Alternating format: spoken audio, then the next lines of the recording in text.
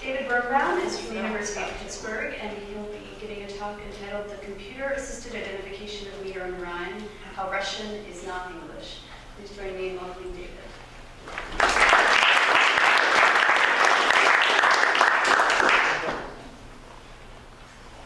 Thank you. For the past year or so, I've been working on persuading my computer to help me identify the meter and rhyme of Russian verse. A human reader can do this very naturally. It's not something that's easy for a computer to do. There's something wrong with my display, and I am not seeing my own slides, although I am mirroring, so I'm going to stand a little bit to the side and watch the screen, which means I won't make eye contact with the audience, and I'm sorry about that, but I'm here, and I know you're here too. I've always considered myself a reasonably sensitive reader of poetry. I have a good knowledge of English and Russian, both the languages and the verse. And so I went into this project assuming that I could learn something about how to parse Russian verse automatically from experiments others have done in English. That is to say, I assumed it would be fairly similar. The Russian and English verse systems are indeed similar, and therefore I was surprised and intrigued by the subtlety on the one hand and the obviousness on the other of some of the differences.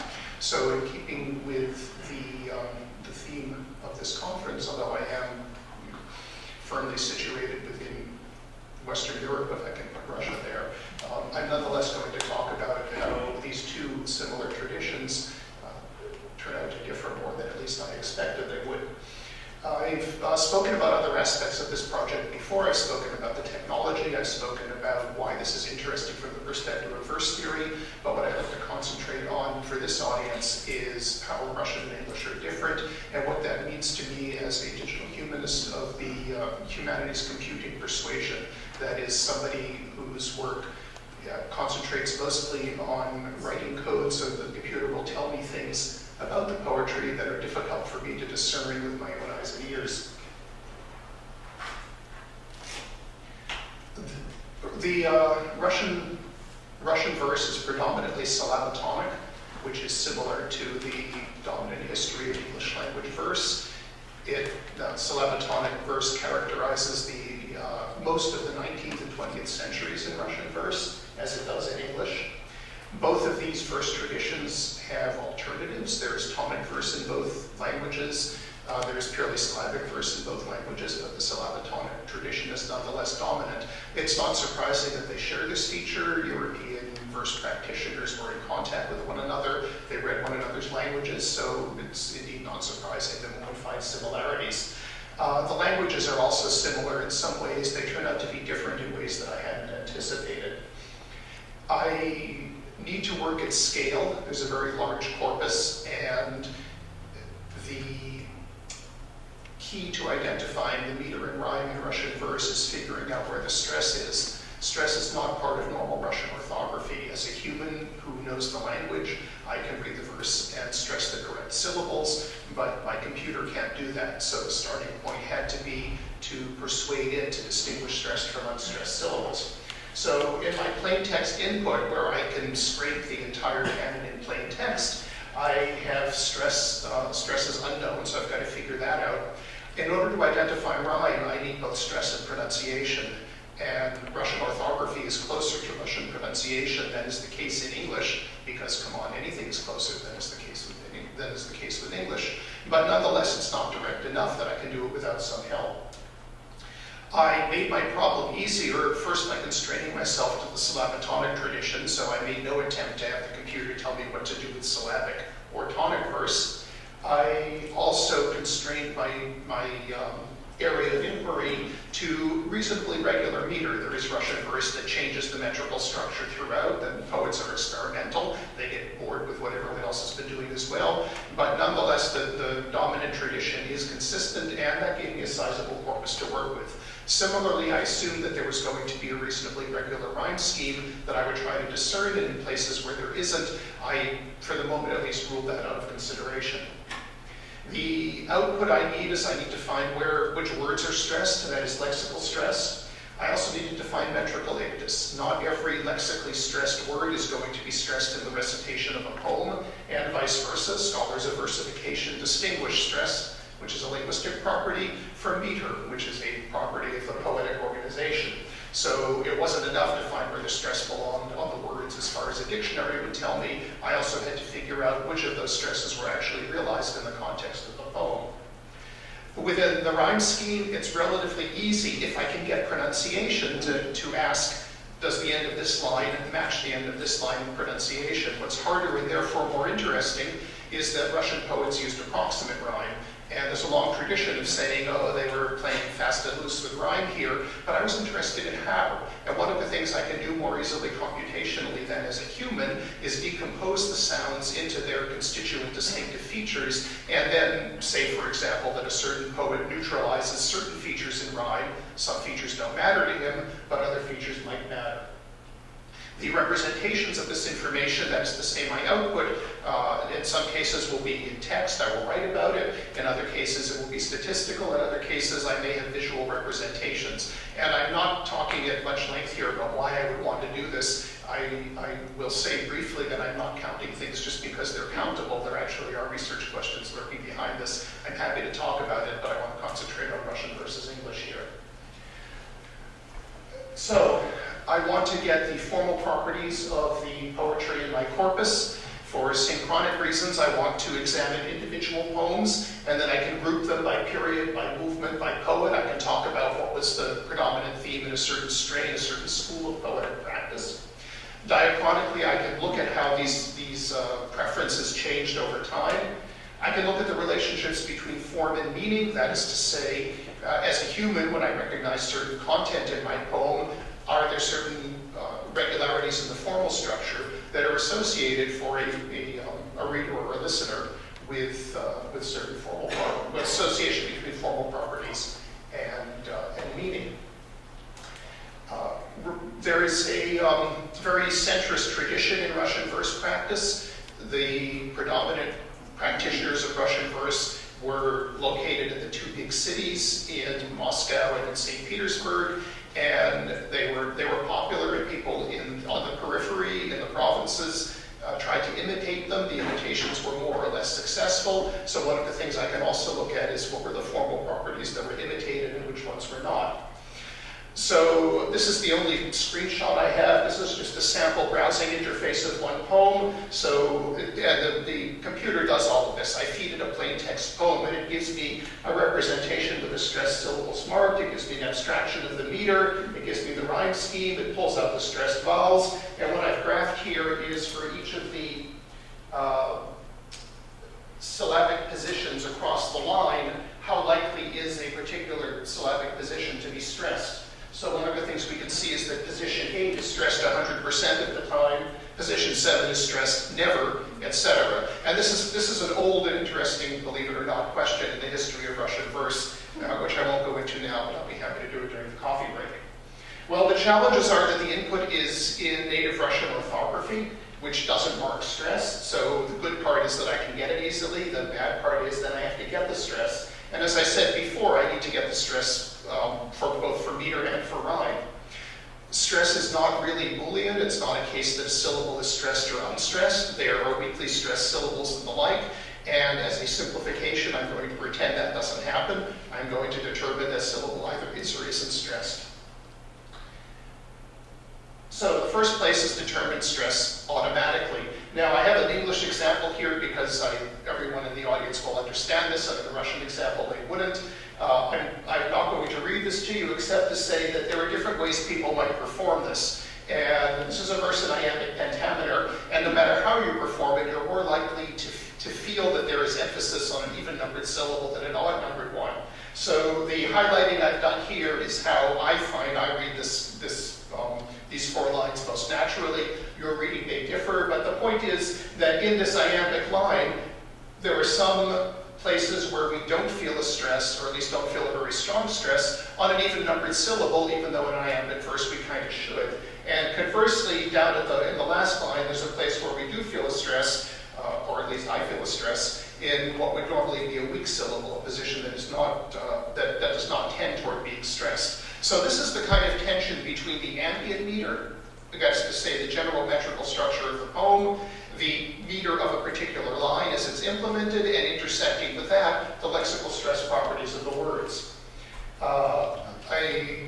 I suppose, all right, let me do this kind of briefly. I am identifying within the ambient meter certain substitutions, places where you have an I am that may not be realized. It might be replaced by a purine foot or by a sponde. That is to say with stress and unstress where you don't expect it. There are reasons that poets do this. If you have ever read a poem that is relentlessly and perfectly iambic, it thumps along, and after a few lines you get kind of tired of it. So I'm not going to read through the bullet list, but there are lots of reasons why poets deviate from the ambient meter, and that's one of the things that makes the poetry work.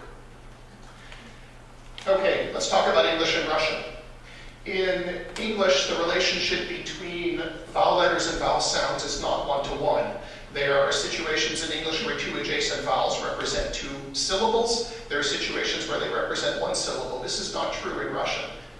Lucky for me. So what this means is, in Russian, every vowel represents its own syllable. There are no silent vowels. There are no sequences of vowels that represent a single syllable. So I get my syllable count for free because I can count letters really easily. I know what a vowel letter is. Knowing what a vowel is in pronunciation would require me to transform the written text into a phonetic representation, and that's harder. So this is something I can do very easily in Russian. It's harder to do in English. People do it in English, and I'll talk about an English project similar to mine later. But it's something that made this not just possible, but actually easy in Russian. I got my syllable count. I know how many syllables there are in every line. A lot of English words have secondary stress. Russian words don't. With a small number of exceptions, no matter how long the Russian word is, there is one stressed syllable and the others aren't. So this makes it easier to talk about where is the stress in this word. In English, I have to think about issues of secondary stress. I took the Shakespeare sonnet from which I pulled the example before, and I took a comparable amount of text from a famous early 19th century Russian poem, and I just did a very coarse count of the length of the words in letters. And what we notice is that English has a lot of short words, and Russian has a lot of long words, and that has to do with the structure of the language. And this has consequences in, for example, binary meter. And both of these first examples are in binary meter.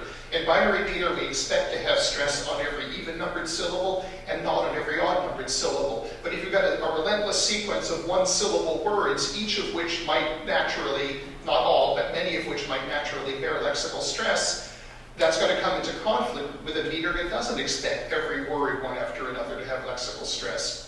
Conversely, in Russian, if I have a 5-syllable word that can only have one stress, that means that my iambic meter is going to have to suppress the expected stress in a couple of places. So this is another difference in how the phonetic structure, or not just the phonetic, how the linguistic structure of Russian influences the poetic capabilities differently from the way the linguistic structure of English does that for English. There are also differences, traditional differences in verse practice, and this was the part that really surprised me, and I'll show you an example in a moment.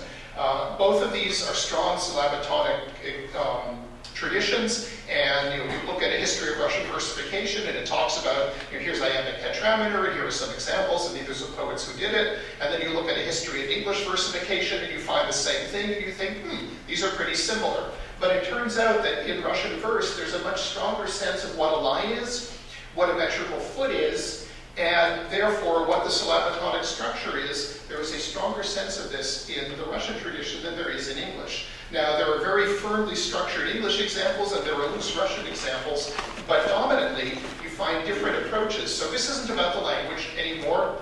It's not the length of the words. It's not about the orthography, whether a vowel letter represents a syllable. Now it's about verse practice.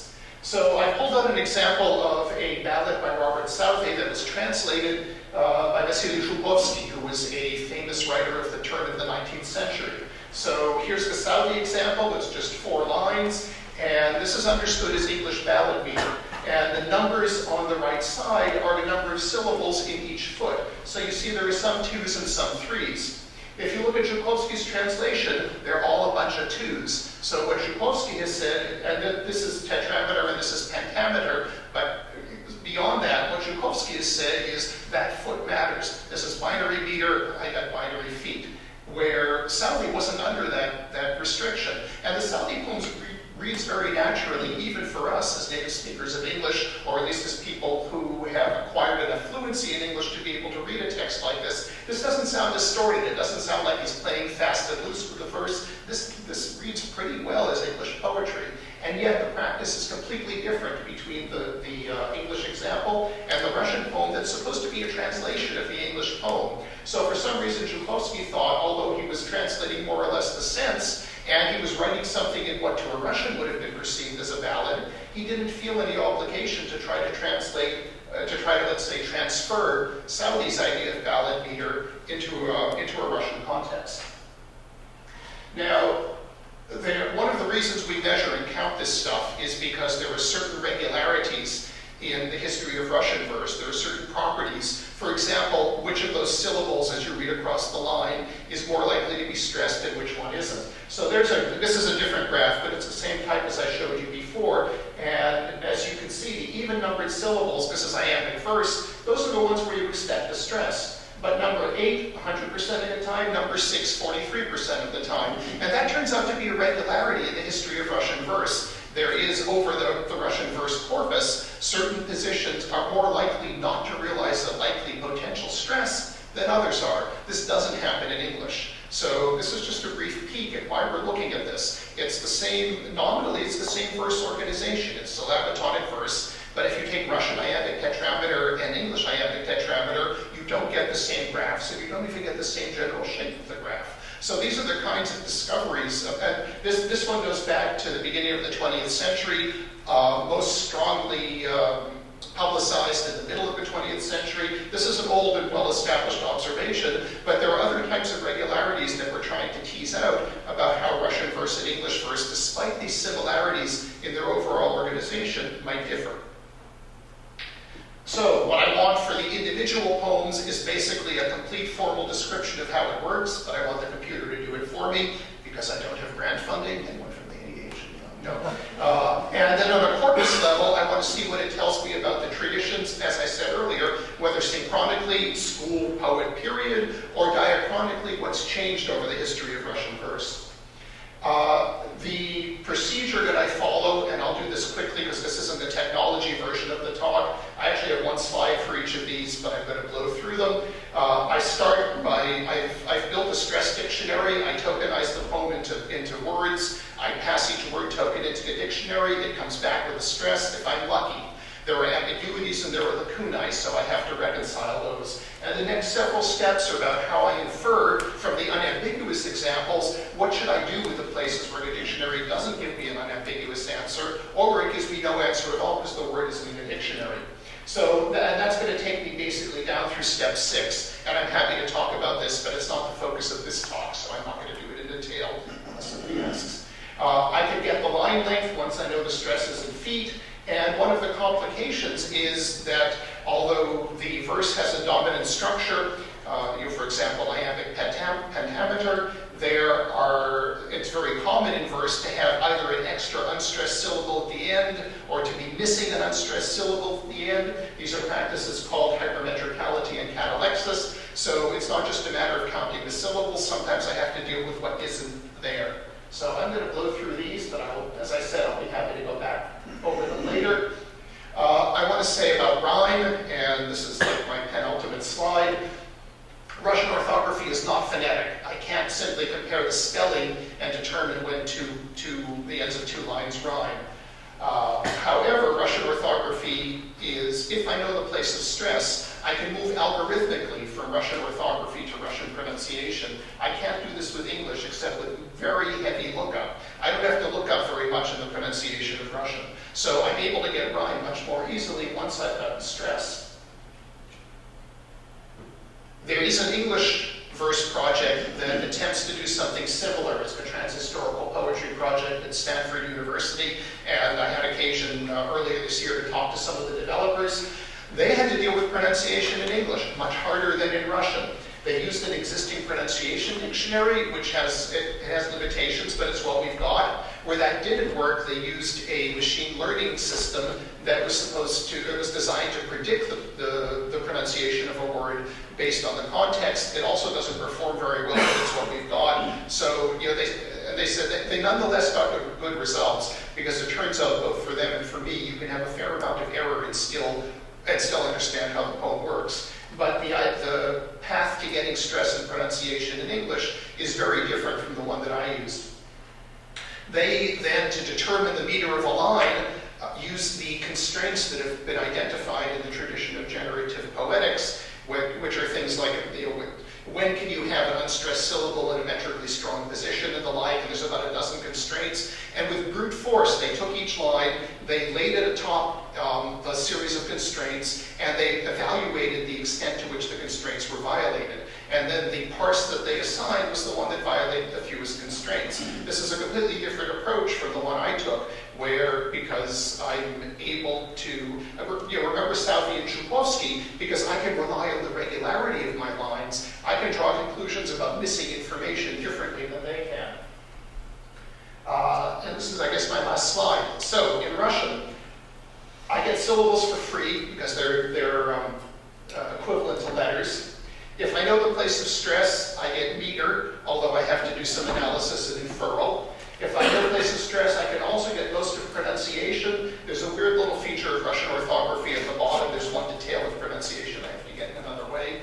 And that's kind of it. So by way of summarizing, the thing that surprised me most in this project, and the thing that I most enjoyed learning, was just how different the Russian was from English at every possible level, and therefore how that informed different approaches, in my case with the Russian material, and in the case of the Stanford crowd with the English material. So I'm going to take you back to the first line, because I want to say that my co-author and co-developer of this project is not here today, but all of this research is being conducted in collaboration with Elise Thorson, who's another member of my department. She is a Russian poetry specialist, and she did this too. So thank you all for your attention.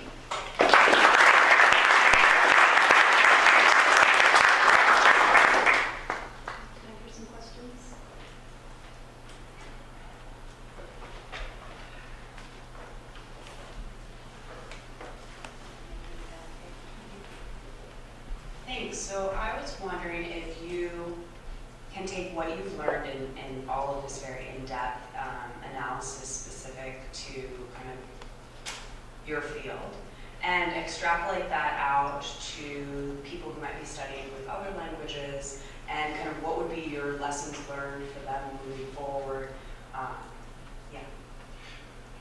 That's why the English comparison was so interesting for me, because I assumed, I should know better, I assumed that given all of the superficial similarities among the traditions, the method I was using in one language might apply in others, at least those that you have basically a syllabitonic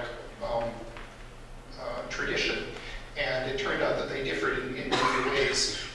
There are some poetic traditions that have nothing to do with syllabitonic practice, and in some cases that could be a cultural accident. In other cases, it emerges naturally from the organization of the language. Russian and English are both free stress languages. Fixed stress languages tend not to have syllabitonic poetry as their dominant type. So there are places where the poetic practice is so different, it wouldn't be practical to try to apply these methods. But the reason your question intrigues me is that I thought there would be more similarities between Russian and English than I actually found, and therefore it would be productive to go see what else can be compared, how can we leverage this. I didn't know about the Stanford project when I started, and when I went and talked to them, each of us was shocked by the approach the other had taken. It was so different from anything we had imagined, and I think that's because we were guided by what we already knew about the languages and the orthographies and the traditions,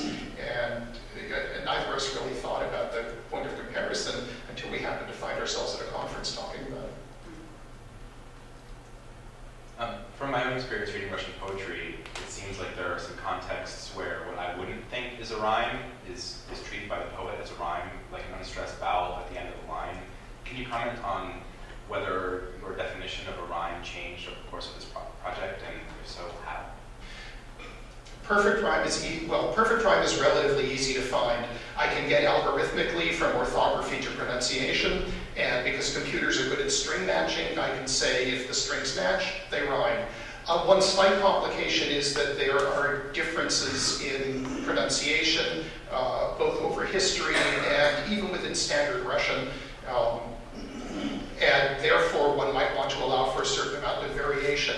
I should say that that's a big concern for me with the CMU pronunciation dictionary, because there's an awful lot of dialectal variation in English. English, after all, had a global empire, while Russian had a very centralized empire. And Russian was always focused on Moscow and then St. Petersburg, while English had different centers that had their own literary traditions. So the differences in pronunciation are real. They're less for me than they are for my colleagues at Stanford.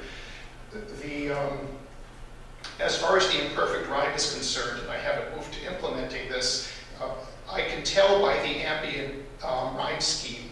For example, if the rhyme scheme in most of it looks like A, B, A, B, and then there's one place where the A's don't rhyme, I'm going to infer that they're intended to rhyme by the poet. And what I can do is decompose the sounds into linguistic distinctive features, and I can say more than it's not a perfect rhyme. I like to be able to say, for example, early in the tradition, final N and final M rhymed. Now, N and M don't sound the same to me, but apparently place of articulation wasn't important if you had nasality. And to be able to talk about that, not in terms of N's and M's, but in terms of distinctive features, I expect will tell me something about how Russian poets over time and space thought about what should be considered a rhyme and what shouldn't. There is a more interesting example for me is heterosyllabic rhyme. So there are places where you have a 2-syllable word rhyming with a 3-syllable word and stresses on the beginning. That's I won't give an example for this non-Russophone audience, but that's really weird because that has to be treated in another way. Then I've got an extra syllable hanging out there, and yet it's very clear to anybody who understands Russian verse that those words are intended to rhyme, yet they're not going to string match. As a computational linguist, my experience is that working with different languages, they seem to have all basically the same kind of complexity, except that the complexity shows up in different ways. So some of them are more syntactically complex, some of them are more morphologically complex, but yeah, you have to have a way of expressing all these different thoughts in a language. So it sounded like in your project, Russian is easier, Russian is easier, Russian is easier. Are there areas where Russian is actually more difficult than English? Not in my experience, but my knowledge of how to do this in English derives from somebody else's project. And all the time when I was doing this in Russian, I thought, how would I do it in English? And as I said, my original thought was it's going to be the same, and then just at each moment I realized how it wasn't. Interestingly, for me at least, one of the principal differences isn't linguistic, although it's something that's often thought of as linguistic. It's the orthography. It's the Russian writing system. And the Russian could have adopted another orthography and it would still have been the Russian language, but the Russian orthography has a certain relationship to the language that's different from the relationship between English orthography to the English language. And when I think about these types of differences, I think that's a much bigger one for me than language. And then the other thing that makes this easier for me in Russian is that tradition of verse practice, the greater attention to the regularity of the foot structure. And at this point, I have a very small test corpus in Russian, and I am therefore eager to see how it blows up when I get to a Russian poem that maybe doesn't follow that kind of regularity. Well, one thing I've noticed, that this all hinges on the dictionary, and the dictionary is slowly taking shape. It's quite incomplete now, but I have 100,000 words. I've got about, well, now I have more. At the time I started doing this, I had about 30,000 of them in the dictionary, including no verbs. That's really not a big dictionary, and yet I could get the metrical pattern of the poem pretty accurately just based based on the little bits of information I got. The way I did it was to look at the unambiguous ones and then try to figure out how I could fill in the gaps. And it turns out I didn't need a whole lot of information to do that. Now, to look at the deviations in an individual line, of course, I've